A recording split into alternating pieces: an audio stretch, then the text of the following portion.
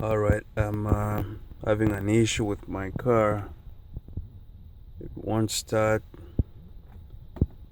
when I press the key in the ignition. This is coming on, but it's not starting.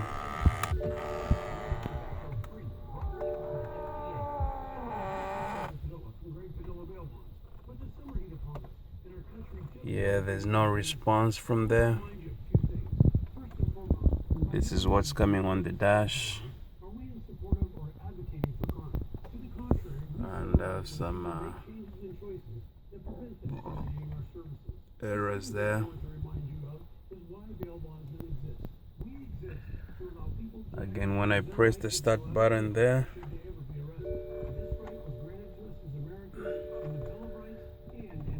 it's just blocking the dashboard. I'm not sure how to fix this. So if anybody's experiencing the same thing, please in your comments you can write what you did. The recharge battery just came on. Alright, people, thanks.